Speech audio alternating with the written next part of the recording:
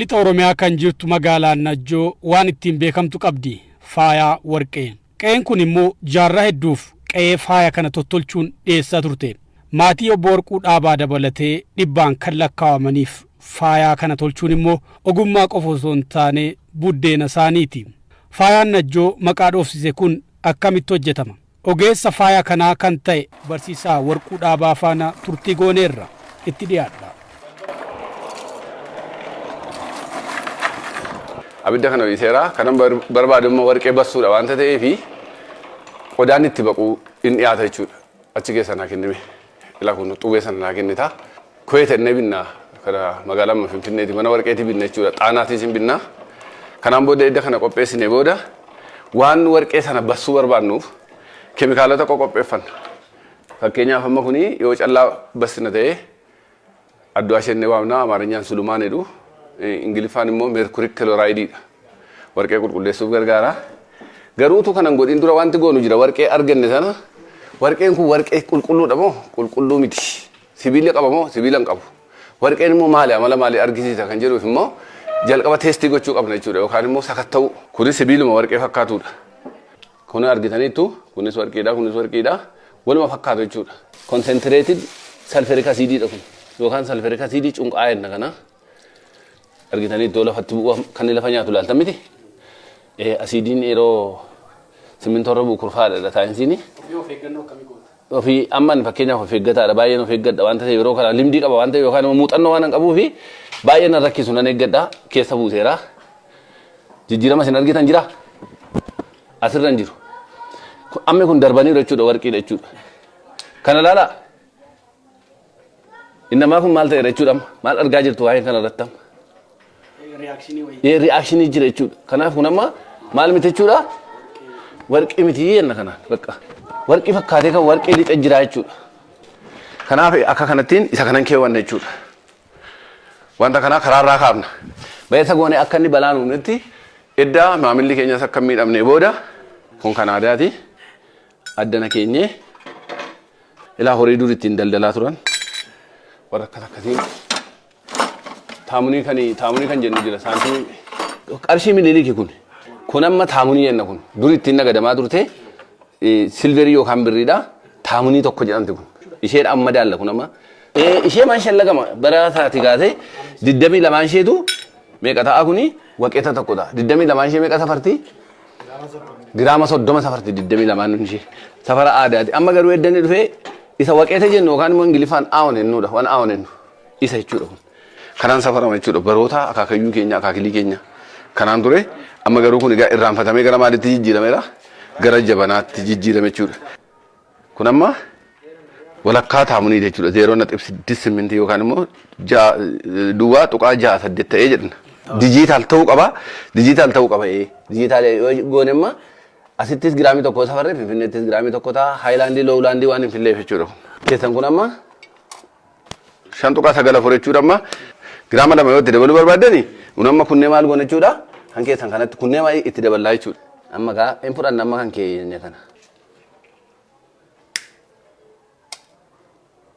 kun amma gaa kanatti dabalamee meeqa ta'e jechuudha 8.7 ta'ee jechuudha giraamii 8.7 ta'ee jechuudha kana fuunee gaa maal keessa keenya inni sil kunooti.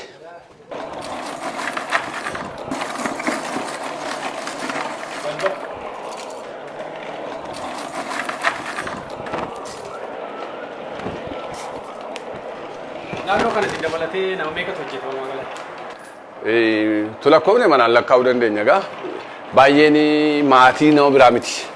Obbolaan namni tokko nuyi nama lama kan obboleessa abbaa keenyaa nama lama mucaa'essuma keenyaa nama tokko obboleessi keenya kan biraan kan abbaan isaanii gari immoo nama tokko obbolaan biraan immoo nama afurtu jira jechuudha. Naannoon kun maal jedhama? Naannoon kuni safara agawoo yookaan immoo safara warqee jedhamee waamama jechuudha. Piyaasa Najjooti kun.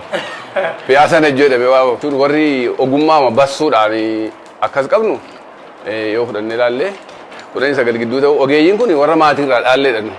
Maatiitu dura nu leenjisa. Nu amma fakkeenyaaf walii keenya leenjifna malee mana barumsaa iddoo biraa dandeessu miti yookaan immoo jalqaba yoo calma jedhamee miti warqeen kan inni baramu. warqiin calluma jedhee hin baramu waan kan biraatti leenjitu waa sibiila kutanii isinii kennu itti leenjitu isarratti immoo meeshaalee warra akkasii irratti geexii baasan yookaan diizaayinii baasan jiru isaan kana irratti qala'aarraa sibiilarraa dura isin shaakalchiisa jechuudha. Isa baqassee cabseen ati ganaaleedha. Isa kaaniin immoo uumaan jettudha gaafa inni harkisaa qajeeleedha immoo warqii isa ganaarra deebi'amee baquutti itti kennanii yaalchisu. Yoo inni darbee egaa kan inni gabaa keessa galu malee calluma jedhanii horii maqabaatee bitee gabaa keessa utaaleen galu. Maaliif karaa kan biraa amma dhiyoo dhufe inni amma akka amma keemikaalaan fayyadamuun barnootaan finne na dura namitti fayyadame waan akkasiitti hin jiru. Isaan dura kan isaan itti fayyadamani amooniyam kilooraayidii kan jedhamu jira daakuun tokko daakuu adiidha kunooti kanati qorqorroo irra warqee sana naqanii yookaan immoo qiraacii irra naqaniiti yeroo inni diimatu itti firfirsu yoo sibiila biraa ta'e hin diimata yoo warqii ta'e immoo warqummaa mataa eeggata jechuudha. Isaan kanatti fayyadamaa turan. Kun immoo dadhabsiisaadha warqii abidda keessatti nama jalaa dhangala'aa warri warqii namatti gurguran namatti hin kennanii inni kun bara dheeraatti rakkisaa ture. Kaan immoo warqeetti hubassee kanii gabaa keessaa ba'ee kan kasaare baay'ee jira. Egaa amma barnooti immoo warri mana barumsaa turre warri sadarkaa walitti keemistirii barre immoo isa kana yeroo barru deebi'anii nutti fayyadamaa jiru jechuudha. Daldaltoota warra amma eeyyama baankiitti dhiyeessanii nu biratti dhufanii akkasin argitan amma konsentireetid naayitirik asiidii amma ani yeroo magaalaa Finfinnee dhaqu sabaan keemistirii keessatti beekuu fi itti fayyadamna keemikaala baay'eedha amma kan itti fayyadamnu sadiifaan ta'a. Gosa sadii ta'a. Tokko warqee qalaa adda baasuuf. Inni kaan immoo warqee warra sadarkaa 14-18 ittiin qulqulleessuuf kan fayyadan jiru. Kan silverii ittiin adda baasuuf fayyadanis jiru jechuudha. Isaan egaa hamma sammaan ga'anii hin nyaatanis waa tokko garaagartee guddaa qaba jechuudha. Ogummaa kanaan kan itti baruu danda'e mana biraa akaakayyuma keenyatti hojjeta akaakilee keenya jechuudha. Uftuma garasiiti. Isaan akaakayyuu keenya barsiisan akaakiliin keenya immoo maatii keenya barsiisanii yoo abbayeen keenya fakkeenyaaf abbayeen koo beekanii warqeen hojjetan. Garuu ani immoo eenyu biraan bare eessuma koo biraan bare jechuudha. Jalqabaa kana yaalla kanatti barree meeddiin najjoo inni gabaa guddaatti arganne meeddiin najjoo inni irratti barreessine bakka namoonni najjoo mastaa washaa jedhanii fiiganii dhufanii narraa bitu turanii eddasii immoo amma kuni isatti mana keessatti ittiin fooniif itti fayyadamnuudha. Kun alumiiniyeemii asitti bassine jechuudha. Gagaadhaa fi suphee keessa geeshine itti fayyadamne yeroo guddannee inni miidhessinu immoo kana hin barbaadama mana amantii keessatti waan ta'eef isa kana fidanii nutti kennu. Kun amma qalaa irraa hojjetame qalaa hamaa warqee fakkaatu irraa hojjetame baay'ee mana amantii ortodoksii keessatti qeessota harkatti hin argitu jechuudha. Kun egaa isaanii sababa kanaadha isaaniif yeroo boqonnaa warqeen hojjedha. Ofii koof immoo kanan hojjetadha jechuudha. Galii guddaan itti argadhee barataa fakkaadhee itti illee hin barre jechuudha yeroo kana baruu. Baay'ee hin barbaadu turanii achumaan egaa mana barumsaa san fixe immoo deebi'ee ofuma koof meeshaa bitadheen barumsa isaan na barsiisan kanaanii mana warqee banadhe jechuudha. Akkasitti hawaasa keessa gabaa keessa gallee jechuudha. Amma namoonni finne biyya fayyada baay'ee amma bara si'anaa kana nishaanii yeroo garaagaraa badhaasa warqeedha namaa kennan kana daakanii sababa warqee dheeditti naqanii nama kassarsaa jiraniif nuyi immoo ogummaa isa keemistirii mana barumsaa keessatti barree walitti hineeti jechuudha kan inni ittiin waan kana gabaa keessa gallee sirreessin miila keetti dhangala'aa fuudhee asiidii san.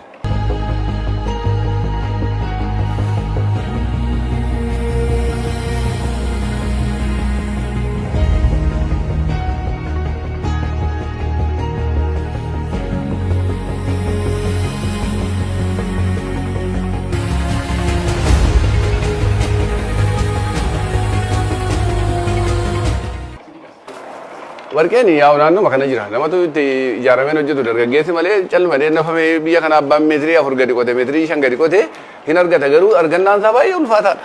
Namni tokko yeroo inni ashawaa siinoo tokko miicee kan saantima 5 baasu yookaan immoo sumnii kan baasu yeroo inni dhabu jira. Yeroo inni milkaa'us jira.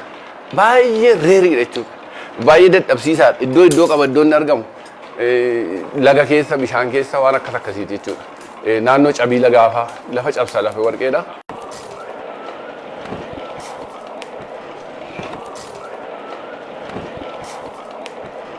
Isaa digirii 1,000 olii akka inni ta'u nama daalchise fakkeenyaaf xaddeen qabaa jira amma argitaniitti yoo ta'e xuwwee isheen sila keessa kaa'e illee ilaaluu dandeessu maal taate jechuudha. Sibiila walitti diimatte kun xuwweedha. warqeen keessa jirus akkuma kana maal ta'ee jira hin baqe jechuudha. Fakkeenyaaf amma sibiila jennamoo dhangala'aa ta'ee jira kunoo keessa amma waatti naqeen raasee sin argisiisa laa kun amma sila sinitti meeraa mercury chloride jenna. Ilaa kun amma warqeen kun maal ta'ee jira jechuudha. Warqeen kun maal ta'ee ilaa dhangala'aadha la. Ilaa raaseen sin agarsiisa ilaa. Keemikaalatti kanatti dabala saffisaan qabbanaa amala warqeeti waan ta'eef ilaa kun amma baqeera jechuudha. La ittoo isa kuni immoo kuni sulumaan jedhu amaarifaanii yeroo binnu ani immoo addu'aa ishennee waamna keemistiriin immoo laalaatti jirtu dhangala'aadha amma ishee keessa sirbitu sana ilaaltanii dhangala'aatu jechuudha laasun amma bishaan matu warqee matu bishaan ta'e jechuudha. Egaa amma yeroon kana hin beekne nama nuuni hin ho'aa qodattiin diimattee kan inni nuuniyyuu ofirraa nu faccise jechuudha wantichi. Yeroon kana hojjennu kanatti lamma gaa fakkeenyaaf yeroo gabaabaa keessatti immoo qabbanaa digirii ho'aa jalaala yeroo qabbanaa jechuudha.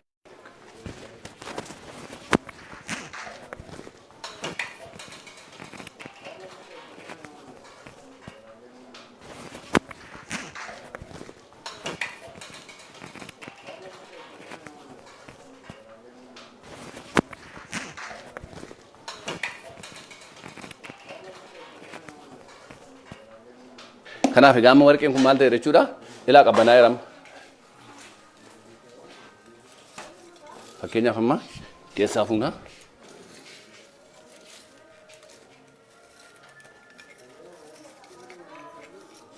Kan gooneeti akkas goone eeggannee qodaa irratti keessaa buufna jechuudha. Warqeen kun ilaa argitanitti yoo ta'e lakka isheetti bareeddee baate. Dhagaadha jechuudha kun booda kun inni sila bishaan ta'ee arraasee sin argisiise qabbanaa'eera yoo qabbanaa'u ta'a baay'ee eeguyyuu nu barbaachisu amma nuyi bakka sibiila wanti inni deemeera waan ta'eef ila.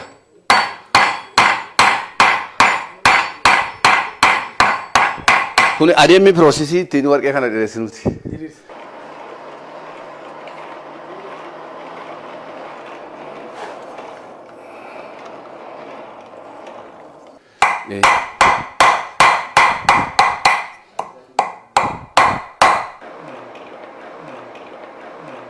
Daa'imman amma gabatee fudhataniiti maatii isaanii ga'aa jireenya nama miliyoona hin ga'a jechuun hin danda'amu amma kamashii kana dabalatee mandii asoosaa dabalatee jechuudha namoonni naannoo kanarra jiranii baay'eetti fayyadamu. Amma warqeen ajjoo yeroo jedhanis waanuma lafa hammaaramu fakkaata akka nama isinitti maa baay'ee dadhabsiisaadha jedheera.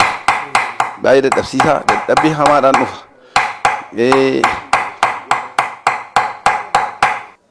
Wantoota mimmiidhagoo sararoota qaba kun laala sararoota qaba. Kanaan diizaayiniin ba'a. Yeroo akka goonu jalaan maaltu ta'a jechuudha. Ol attama jechuudha kunoo.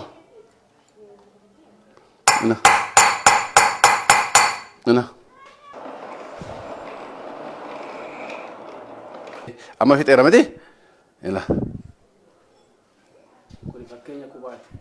Fakkeenya qubuma kanuma irratti mareessinii kenna. Amma inni dhiphatee yeroo jedhan kanumatti ol butaa hin qallate yeroo jedhan immoo kanumatti hin gaddeebise jechuudha. Kun amma yeroo sana maaliin akka isaan hojjetan hin beeku malee ani inuman argee akka isaan hojjetan hin beeku. Amma kanaatti deema jechuudha. Amma qubaa bichaatti. Qubi namaa immoo kana amma kanaa kan gahu immoo hin jiru. Gara maaliiti amma kun adeemsi hojii kanaa maal ta'e jechuudha. Amma gaaf hin dheerra jechuudha. Faayyessuudhaaf kan nu fayyadu immoo maalidha? Maantiniidhaaf miidhessuuf saa faayyaa ba'e kanarraati miicuudhaaf kan nu fayyadu waa sadii. Tokko afaanii aadaatiin mushaadara jedhu tokkoon miicaan jira bareechaan jira jechuudha. Sidan faayyesse nama isa nama faayyesse immoo maal gochaan jira bareechaan jira. Ilama kun amma amooniyam kilooraayidii fi koppar salfeetiitu wal makate jechuudha ittiin miicuudhaaf. Afaan aadaatiin nutti manii garuu yeroo meeshaa binnu dhandhee ilaalla jechuudha. Maalirraa akka safaramee nuu kennamu ni ilaalla. Yeroo sanatti keemistirii maqaa keemistirii isaatii immoo waan inni itti dhufutti edda ilaallee booda inni mana barnootaatti barru kana inna amaloota mana barnootaatti yeroo keemistirii dubbisnu amaluma kanaa nutti himu. Isuma nuyi manaa beennuti achitti maal ta'a jechuudha. Nutti himu jechuudha. Maal keessan buusemma amooniyam kilooraayidii fi koppar salfeetii fi soodiyam salfeetiitu wal makatee jira kun. Isa keessa eddan buusee booda immoo bishaan amooniyeemii kilooraayidii fi koopper salfeetiin immoo qofaatti bulbulee jira. Isa keessan immoo buusa jechuudha diimataata. Piyuriitii kanarra jiru maal godha jechuudha biyyoo kanarraati qabatu isa nyaata jechuudha. Lama fakkeenyaaf ilaaltanitti yoo ta'e warqeen kun amma maal ta'eera? Bareedaama jira jechuudha. Wayyaa qalama baasa mituun ta'ini xurii irraa baasee qalama isaa maal godha? Argisiisa jechuudha. Qalama fakkeenyaaf wayyaa kan kooree fudhanne yoo kana miinyee maal wayyaan kee biyyoo ta'e yoo dhan diimataan irraa miicamee maal ta'a jechuudha. Qalama ofiisaatiin warqeen qalama ofiisaatiin ba'a malee wanta kan biraatu miidhagsa miti jechuudha. Warqeen najjoo keessa jiru kuni baay'atee numaa naqa tokkicha giggissee kan gabaatti yaa'ee dhufu miti. Finfinnee teenyee ammaarree geessinee gurgurree kan deebinu miti. Guyyaa guyyaatti kan isheen wanta xixiqqoon kan isheen funaanamtu wanta xixiqqoodha. Isheen matu walirra bu'aa karaa kan biraa immoo haala manaan argitu kiraan manaa jira. Manaan Finfinnee teenyee hojjennee kiiskoon tokko kana beeksisuudhaaf yeroo dheeraa gaafatanuun. Insa farragaammaa fakkeenyaaf raawwanneerra waan ta'eef 8.7 wayii kan jenne sila. Hin nyaatamne warqeen kun warqee qulqulluudha. Abidda keessas lixee, asiidii keessas, keemikaala keessa lixee nu bahee amma milkoofne irraa jechuudha. Naannoo kanatti wanti nama gammachiisu tokko jira. Namoonni yeroo buna gurguratanii dhufanii warqee taamanii 4-5 yoo 5 qabaatan immoo 3 itti dabalanii guddifatu. Hin keewwatu jechuudha. Gaafa rakkatan immoo dhufaniiti hunda isaa gurguruutu hin ta'in taamunii tokko natti gurguraa irnarraa bitaa taamunii lama narraa bitaa jedhu. Ol kaawwannaadha biyya keenyatti naannoo kanatti ol kaawwannaadha. Yeroo arganii warqee bitatu irraa kutanii namaa kennuun hin danda'amu kiyaa baasanii jijjiiruun hin danda'amu waan xinnootu birrii guddaa bita waan ta'eef naannoo kanatti madda qusannaati kaazanaadha jechuudha. Namoonni warqee taamunii lamallee biteenii ittiin of eega jedhu. Taamunii masadiillee biteen ittiin of eega kan jedhamutu jira. Ishee immoo gaafa barbaadanii kutaniiti gurguratu.